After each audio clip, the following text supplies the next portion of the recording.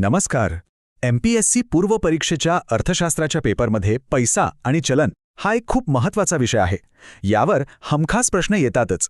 चला तर मग आज याच विषयाचं अगदी परीक्षेच्या दृष्टिकोनातून विश्लेषण करूया. तर आज आपण काय काय बघणार आहोत? पैशाची व्याख्या, त्याचे वेगवेगळे प्रकार, चलन कोण तयार करतं, म्हणजे RBIची भूमिका, पैशाचा पुरवठा कसा मोजतात आणि सगळ्यात महत्त्वाचं MPSCमध्ये यावर कसे प्रश्न विचारले जातात. सुरुवात करूया अगदी पायाभूत संकल्पनांपासून. MPSCमध्ये अनेकदा थेट मूलभूत संकल्पनांवरच प्रश्न विचारले जातात. त्यामुळे हा भाग खूप महत्त्वाचा आहे. ही व्याख्या बघा, खूप महत्त्वाची आहे. यातला सगळ्यात महत्त्वाचा शब्द कोणता? तर सर्वमान्यता. ही सर्वमान्यता म्हणजे पैशाचा आत्माच आहे. म्हणजे जर लोकांनी एखादी गोष्ट देवाणघेवाणीसाठी स्वीकारलीच नाही तर ती पैसा बनूच शकत नाही. आता पैशाची कार्य. यावर MPSCमध्ये हमखास प्रश्न येतो, विशेषतः प्राथमिक आणि दुय्यम कार्यांवर. त्यामुळे ही पाचही कार्य लक्षात ठेवणं गरजेचं आहे. त्यातली पहिली दोन म्हणजे विनिमयाचं माध्यम आणि मूल्याचं मापक. ही झाली प्राथमिक कार्य. आता हा एक असा मुद्दा आहे जिथे MPSC हमखास गोंधळात टाकतं. पैसा आणि चलन यात नेमका फरक काय? एक वाक्य कायम लक्षात ठेवा. सगळं चलन हे पैसा असतं, पण सगळा पैसा चलन नसतो. उदाहरणच घ्यायचं झालं तर चेक. चेक हा पैशाचा एक प्रकार आहे, पण आपण त्याला चलन म्हणत नाही. चला आता पैशाच्या प्रकारांकडे वळूया. हा खूप महत्त्वाचा भाग आहे, कारण इथून थेट MCQ तयार होतात. त्यामुळे प्रत्येक प्रकाराचं फक्त एक मुख्य वैशिष्ट्य जरी लक्षात ठेवलं तरी पुरेसं आहे. इथे पैशाचे 5 मुख्य प्रकार दिसतायत.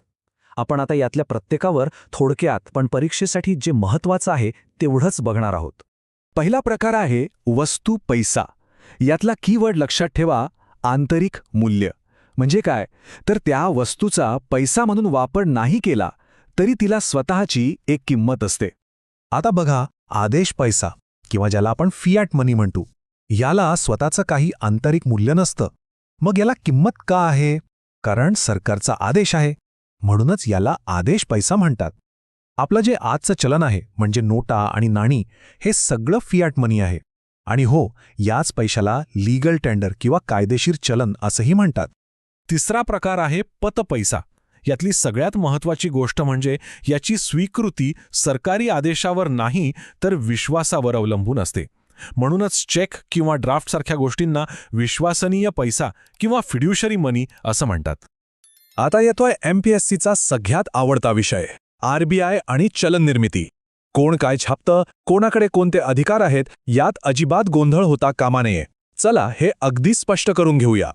हा प्रश्न तर MPSCमध्ये कितीतरी वेळा येऊन गेलाय. सांगा बरं, भारतात 1 रुपयाची नोट कोण जारी करतं? RBI की अर्थ मंत्रालय? हा तक्ता तर पाठच करायचा आहे. यातली प्रत्येक गोष्ट महत्त्वाची आहे. एक गोष्ट लक्षात ठेवा, 1 रुपयाची नोट आणि सर्व नाणी भारत सरकार जारी करतं आणि 2 रुपये व त्यापुढच्या सगळ्या नोटा RBI जारी करते. हा फरक खूप महत्त्वाचा आहे. भारत चलन छापण्यासाठी कोणती प्रणाली वापरतो? तर किमान राखीव प्रणाली किंवा मिनिमम रिझर्व्ह सिस्टम. म्हणजे RBIला चलन छापताना सोने आणि परकीय चलनाचा एक किमान साठा स्वतःकडे ठेवावा लागतो. परीक्षेसाठी फक्त या प्रणालीचं नाव लक्षात ठेवलं तरी पुरेसं आहे. ठीक आहे, आता पुढचा महत्त्वाचा मुद्दा. अर्थव्यवस्थेत एकूण किती पैसा फिरतोय हे कसं मोजतात? यालाच पैशाचा पुरवठा म्हणतात. पूर्व परीक्षेसाठी आपल्याला M1 आणि M3 हे 2 प्रकार नीट समजून घ्यायचे आहेत. M1 याला संकुचित पैसा असंही म्हणतात. संकुचित का? कारण यात फक्त सर्वात तरल म्हणजे जे पैसे आपण लगेच वापरू शकतो त्यांचाच समावेश होतो. जसं की आपल्या खिशातले पैसे किंवा सेव्हिंग आणि करंट अकाउंटमधले पैसे. आता M3 ज्याला व्यापक पैसा म्हणतात. नावाप्रमाणेच हा व्यापक आहे. यात M1 मधले सगळे घटक तर येतातच, पण त्याशिवाय बँकांमधल्या मुदत ठेवी म्हणजे आपल्या फिक्स्ड डिपॉझिट्सचाही FDचा समावेश होतो. हा तर थेट MCQसाठीचा पॉइंट आहे. भारतात आर्थिक धोरणं ठरवताना पैशाच्या पुरवठ्याचं कोणतं मापक सर्रास वापरलं जातं? तर याचं उत्तर आहे M3.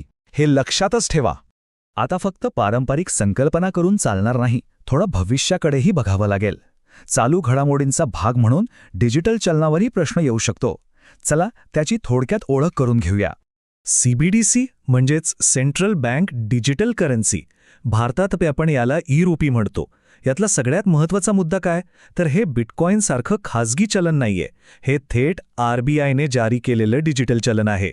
म्हणजे याला RBIची कायदेशीर हमी आहे. चला, आतापर्यंत आपण सगळ्या संकल्पना तर समजून घेतल्या, पण फक्त माहिती असून उपयोग नाही.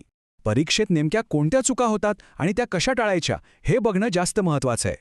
ह्या काही सामान्य चुका आहेत ज्या परीक्षेत हमखास होतात आणि आपल्या हक्काचे मार्क जातात.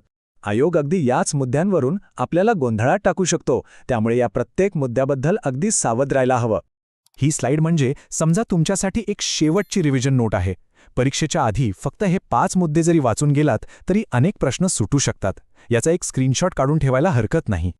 आणि शेवटी पुढच्या परीक्षेसाठी सर्वाधिक संभाव्य क्षेत्र कोणती असू शकतात तर ही 3 क्षेत्र आहेत. यावर विशेष लक्ष द्या, कारण यामध्ये पारंपरिक संकल्पना आणि चालू घडामोडी या दोन्हींचा मिलाप आहे.